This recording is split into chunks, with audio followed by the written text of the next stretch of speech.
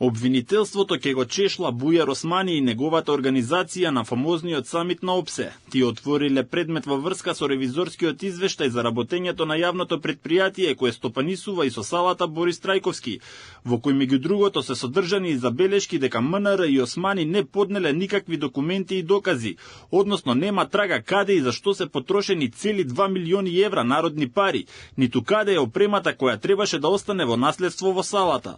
Во однос на извештајот за јавното предпријатие за стопанисување со објекти за спорт во 2023, истиот е доставен до обвинителството и во јуни 2025 е испратен на надлежно постапување во ОЈО Скопје.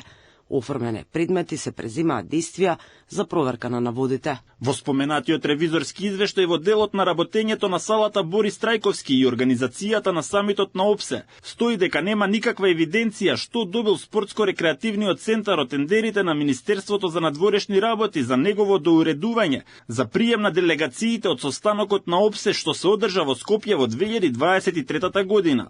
По претходно спроведени постапки за доделување на договори за јавни набавки, МНР склучила неколку договори со вкупна вредност од 124.000 денари. Со ревизијата утврдено е дека не се доставени записници од МНР за потврдување на изведените работи и инсталирани добри ствари кои останале во владение на друштвото. Исто така не е постапено по одредбите од склучениот договор за соработка помеѓу двете институции. Уште од почетокот организацијата на самитот на ОПСЕ беше контроверзна, пред се поради ангажирањето на омилената фирма на ДУИ, Еровија, за изведувањето на сите работи. Целата организација на самитот ги чинеше граѓаните цели 5 милиони евра. Компанијата што е и на листата на донатори на ДУИ требаше да го изнајмат мебелот, електричната опрема и да ги реновираат зидовите и тоалетите во салата. Тогаш Османи уверуваше дека нема ништо спорно за тоа како се потрошени парите и дека постапката била во согласно со законите.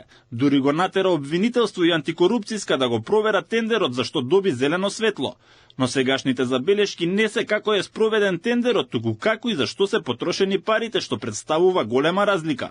Тој тврдеше дека го адаптирале спортскиот центар, изнајмувале маси, столови, разводни табли, завеси, драпери, кабли и светилки, но на крајот граѓаните ја платија фактурата, а до ден денес не е познато колкав дел од мебелот и опремата остана за државата, а што компанијата си поврати назад. Од 5 милиони евра што се потрошија, дури 1,8 милиони завршија кај Еровија, ќар од 120.000 евра имаше и агенцијата рейтинг на Никола Спасов, син на поранешниот министер на СДСМ Ѓорги Спасов.